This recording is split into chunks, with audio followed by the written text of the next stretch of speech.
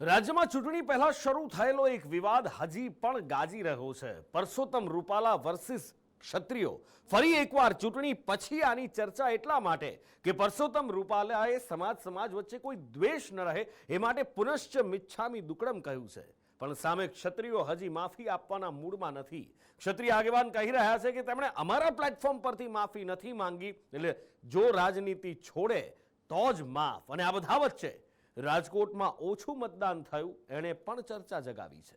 મિચ્છામી દુક્કડમ માફી તો તમને મળશે જ નહીં। રાજ્યમાં મતદાન પૂર્ણ થયા બાદ પણ રાજકોટનો રૂપાલા વર્સિસ ક્ષત્રિયોનો વિવાદ હજી શમ્યો નથી। આજે ફરી ચર્ચા એટલા માટે કે રૂપાલાએ ફરી એકવાર ક્ષત્રિયોની માફી માંગી છે। મતદાન થયા બાદ પુરુષોત્તમ રૂપાલાએ રાજકોટ ભાજપના કાર્યાલય ખાતેથી નિવેદન આપ્યું કે સામાન્ય સંજોગોમાં મારા વક્તવ્યો પાર્ટી માટે એસેટ હતા। જ્યારે હું ઉમેદવાર બન્યો ત્યારે મારું વક્તવ્ય પાર્ટીને મુશ્કેલીમાં મૂકનારું હતું, જેને લઈ હું ફરી સમાજની માફી માંગુ છું, માતૃશક્તિની માફી માંગુ છું। મને ઇન્ડિવિડ્યુઅલ એ બહુ પીડાદાયક બાબત છે। સામાન્ય સંજોગોમાં મારા વક્તવ્યો એ મારી પાર્ટી માટે એસેટ હતા, મારી પાર્ટી માટે એ પ્રોત્સાહક રહેતા હોય, એને બદલે હું જ્યારે કેન્ડિડેટ હોઉં ત્યારનું મારું એક વક્તવ્ય એ સમગ્ર પાર્ટીને દ્વિધામાં મૂકનારું થયું, મુશ્કેલીમાં મૂકનારું થયું। આજે હું નમ્રતાપૂર્વક માફી માગું છું, સમગ્ર ક્ષત્રિય સમાજની માફી માગું છું, ક્ષત્રિય સમાજની અમારી માતૃશક્તિને પણ વિનંતી કરું છું અને ક્ષત્રિય સમાજને કહું છું કે ઔદાર્ય એ ક્ષત્રિય સમાજનું ભૂષણ છે। પુનશ્ચ મિચ્છામી દુક્કડમ। ધન્યવાદ। રૂપાલાએ પુનઃ મિચ્છામી દુક્કડમ કહેતા એવું લાગતું હતું કે ચૂંટણી પૂરી થઈ છે તો હવે વિવાદ પણ પૂરો થઈ ગયો હશે, પણ એવું નથી। રૂપાલાની પ્રેસ કોન્ફરન્સ સામે ક્ષત્રિય સમાજે પણ પ્રેસ કોન્ફરન્સ કરી અને કહ્યું કે માફીનો તો પ્રશ્ન જ નથી આવતો। રૂપાલાની માફી હજી રાજકીય છે, તેમણે અમારા એક પણ પ્લેટફોર્મ પર માફી નથી માંગી। આપની વાત સાચી છે કે એ ઘણું કહેશે, કહું તો શું કે હવે એમને એવું કહેવામાં આવે છે કે માતૃશક્તિ માટે માફી માગી, કાલ સવારે કહેશે કે આમના માટે માફી માગી, કાલ એવું કહેશે કે સમાજ વચ્ચે, હમણાં એમને પ્રેસમાં પણ કીધું કે હું સમાજની વચ્ચે જઈને માફી માગી। એ આપને ખબર છે કે એમને ક્યાંથી એમને માફી માગી? અમારા સમાજને એક પણ પ્લેટફોર્મ પરથી એમને માફી માગી એવું હજી અમારા ધ્યાને આવેલું। માફી તો અમે કાલે બી આપવા તૈયાર નહોતા, આજે બી આપવા તૈયાર નથી, અને તમે ગમે એટલી વાર માફી માંગશો, જ્યાં સુધી તમે રાજકારણમાંથી નહીં જાઓ ત્યાં સુધી અમે શાંતિથી બેસશું નહીં। માફી તો તમને મળશે જ નહીં। પરંતુ હવે રાજકોટમાં ચૂંટણી પૂરી થઈ ગઈ છે, ઉમેદવારોના ભાવિ ઈવીએમમાં સીલ થયા છે। રાજકોટમાં ગત ટર્મ કરતાં આ વખતે 4% ઓછું મતદાન થયું છે। રાજકોટમાં 2024ની ચૂંટણીમાં 59.60% મતદાન થયું, જ્યારે વર્ષ 2019માં મતદાન 63.49% હતું। પરંતુ રાજકોટ બેઠકને લઈને ચિંતા હતી કે ત્યાં શાંતિપૂર્ણ મતદાન થાય છે કે નહીં, પરંતુ અહીં શાંતિપૂર્ણ મતદાન થતાં રૂપાલાને મોટો હાશકારો થયો છે। તો સામે ક્ષત્રિય સમાજે કહ્યું છે કે અમને ઉશ્કેરવાના પ્રયાસો થયા હતા, પરંતુ અમે પણ સંયમ જાળવ્યો। સારામાં સારી વાત મને એ લાગી કે સંપૂર્ણપણે આખી કોન્સ્ટિટ્યુન્સીમાં શાંતિપૂર્વક મતદાન થયું અને આખા દિવસ દરમિયાન મને એક પણ સૂચના કે ટેલિફોન કોઈ નકારાત્મક વિગત સાથેનો કે ઘટના સાથેનો મને આખો દિવસ મળ્યો નહીં। જ્યારે વાત આવી છે કે શાંતિપૂર્ણ મતદાન કરવામાં આવ્યું ક્ષત્રિય સમાજ દ્વારા અને એમાં કોઈ અવરોધો નહોતી, તો ક્ષત્રિય સમાજે જ્યારે 45 દિવસનું આવડું મોટું આંદોલન ચલાવ્યું ત્યારે પણ ક્ષત્રિય સમાજે શાંતિપૂર્ણ અને શિસ્તબદ્ધ રીતે આંદોલન ચલાવ્યું છે। ત્યારે અમે એક એ વાત પણ કહેવા માંગીએ છીએ કે આ પણ અમારી એક રણનીતિનો ભાગ હતો અને અમે એની અંદર શાંતિપૂર્ણ મતદાન કર્યું અમે અને કરાવડાવ્યું। હા, અમારી અંદર ઉગ્રતા લાવવાનો અને ઘર્ષણ થાય એવા પ્રયાસો ખૂબ કરવામાં આવ્યા છે, પણ ક્ષત્રિય સમાજે સંયમથી એનો કોઈ પણ પ્રતિકાર આપ્યા વગર મત એ જ શસ્ત્ર એ સમજીને લોકો સુધી આ વાતને પહોંચાડી અને અમે શાંતિપૂર્ણ મતદાન કરો અમે એને લઈ ગયા। તો હવે મતદાનના પેટર્ન પરથી અનુમાન લગાવવામાં આવી રહ્યા છે કે રાજકોટ બેઠકના સમીકરણો શું કહી રહ્યા છે, જેમાં કેટલાક મહત્વના સવાલ બન્યા છે। શું ક્ષત્રિય આંદોલનની મતદાન પર અસર થઈ? શું રાજકોટના પત્રિકા વિવાદે બેઠક પર કોઈ અસર કરી? શું રૂપાલા વિરુદ્ધ ધાનાણીની જંગ જામી? જેના પર ઉમેદવાર પુરુષોત્તમ રૂપાલાનું અનુમાન છે કે રાજકોટમાં તેમજ ગુજરાતમાં ઓછું મતદાન નિરસ્તાના કારણે આવ્યું છે. સ્પર્ધા નહોતી એટલે મતદાન ઓછું થયું છે. મતદાન ઓછું થવાના બે કારણો હોય છે. એક મતદાતાઓમાં નિરુત્સાહ હોય એને કારણે મતદાન ઓછું થતું હોય છે, અને બીજું એક કારણ એ હોય છે કે સ્પર્ધામાં જો બરાબરની સ્પર્ધા ન હોય તો પણ, દાખલા તરીકે આપણો અનુભવ એવો છે, ગ્રામ પંચાયતમાં જેવું મતદાન થાય એવું તાલુકામાં ન થાય, તાલુકા જિલ્લામાં થાય એવું ધારાસભામાં ન થાય, અને ધારાસભામાં થાય એવું લોકસભામાં નથી થતું. આશા છે કે પરિણામો જ્યારે આવશે ત્યારે સ્વાભિમાનનો વિજય થવાનો છે, અહંકાર ઓગળવાનો છે. તો રાજકોટ બેઠક પર ઓછા મતદાનને લઈને નિષ્ણાંત કહી રહ્યા છે કે ચૂંટણીમાં નિરસ્તા દાખવી મતદારોએ પોતાનો ગુસ્સો દેખાડ્યો છે. એક લગભગ 170 કિલોમીટરનો વિસ્તાર ધરાવતી બેઠક કે જેમાં રાજકોટ જેવું મહાનગર પણ છે અને 701 જેટલા ગામડા પણ છે. તો આ મિક્સ્ડ ઓપિનિયન આમાંથી એક સામાજિક આંદોલન બાદ કેવો થયો છે એ તો પરિણામ ઉપરથી જ ખબર પડશે. પરંતુ મને એવું લાગે છે કે આપણા નેતાઓએ જે કાદવ ઉછાળ કર્યો, જે પ્રકારે ગલીચ પ્રચાર કર્યો, એની તો અત્યારથી જ હાર થઈ ગઈ હોય એવું લાગે છે. અને મતદારોએ પોતાની જે નિરાશા છે, પોતાનો એક ગુસ્સો છે આજના જે ગંદા શબ્દોવાળી રાજનીતિમાં, એ અત્યારે દર્શાવી દીધો હોય એવું લાગે છે. હાલ તો રાજકોટની જનતા જનાર્દનનો ચુકાદો ઈવીએમમાં સીલ છે. 4 જૂનના રોજ જ માલુમ પડશે કે રાજકોટમાં બાજી કોણ મારશે. વિવાદ બાદ પણ રૂપાલાને લોકોએ સ્વીકાર્યા છે કે પછી જાયન્ટ કિલર ધાનાણી ફરી એકવાર રૂપાલાનો શિકાર કરશે. બ્યુરો રિપોર્ટ, સંદેશ ન્યૂઝ.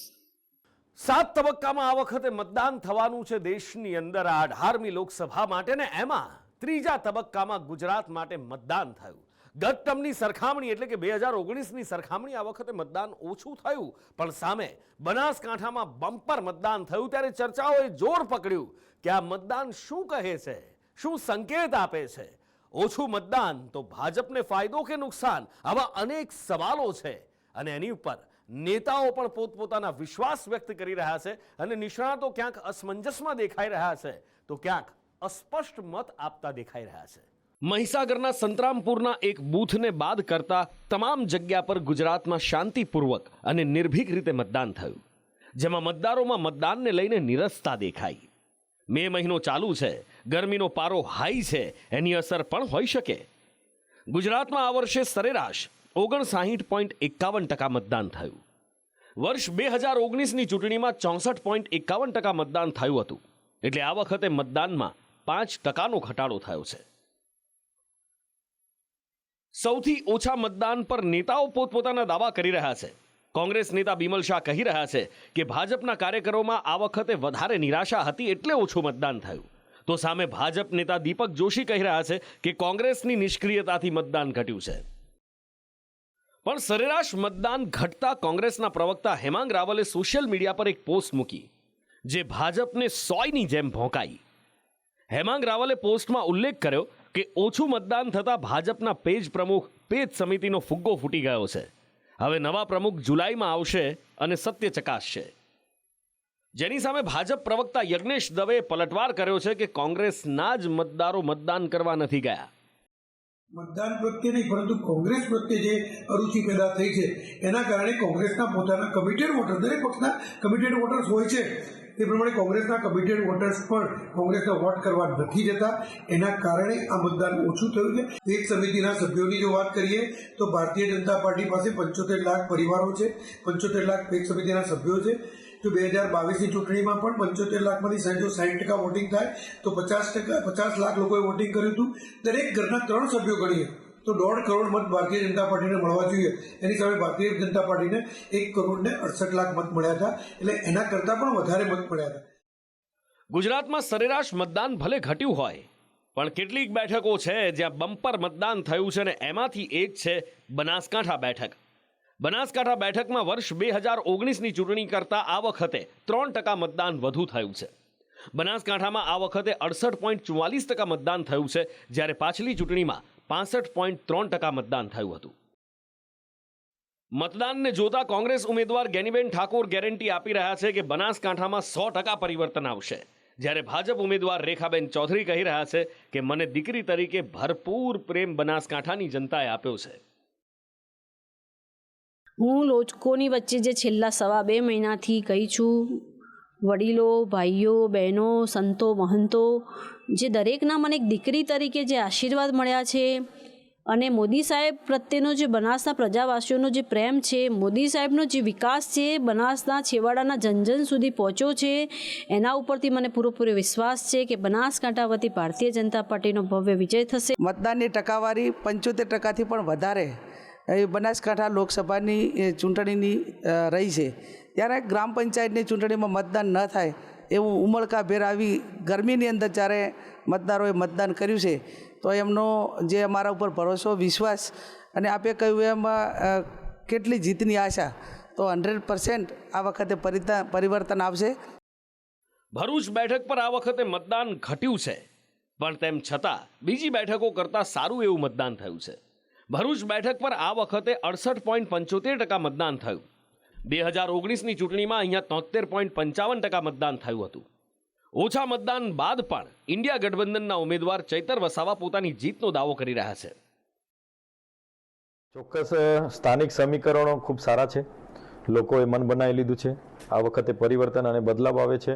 અને છેલ્લો અમારો જે પ્રચાર હતો ત્યારે અમારા ગોપાલરાયજી કેબિનેટ મંત્રી આવ્યા હતા, સંજયસિંહ આવ્યા હતા, કેજરીવાલજીના મિસિસ આપણે સુનિતા કેજરીવાલજી આવ્યા હતા અને ભગવત માન જેનાથી એક ખૂબ સારો માહોલ ક્રિએટ થયેલો છે અને ચોક્કસ એનું બેનિફિટ મતદાનમાં કન્વર્ટ થઈને અમને મળવાનું છે. આ બધા વચ્ચે પોરબંદરમાં ઓછું મતદાન થયા બાદ કોંગ્રેસ નેતા લલિત વસોયાએ જીતનો વિશ્વાસ વ્યક્ત કર્યો છે. મતદાન 2019 કરતાં ઓછું થયું છે. મતદાન સ્વયંભૂ થયું છે. મતદારોની અંદર આક્રોશ હતો અને વાતો ગમે તેવી થઈ શકે, પણ હું દાવા સાથે કહું છું કે પોરબંદર લોકસભાની બેઠક ઉપર કોંગ્રેસ પાર્ટી જીતશે.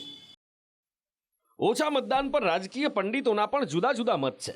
રાજકીય નિષ્ણાત જયેશ ઠકરાર કહી રહ્યા છે કે આ વખતની ચૂંટણીમાં જાતિના મુદ્દા વધુ હાવી થતા મતદારોમાં નિરાશા જન્મી હોય એવું લાગી રહ્યું છે. કોઈ અકળ બાબતો છે. ઘણા બધા લોકો છે એમને આ વખતનો જે મુદ્દાવિહીન ચૂંટણી પ્રચાર હતો કે જેમાં ખરેખર માત્ર ને માત્ર જ્ઞાતિની વાતો થઈ, રાજા રજવાડાની ભૂતકાળની ઇતિહાસની વાતો થઈ અને લગભગ 40 દિવસ સુધી રાજકોટ જેવા શહેરમાં આંદોલનો થયા અને બીજી તરફ એકબીજા ઉપર કાદવ ઉછાળ થઈ.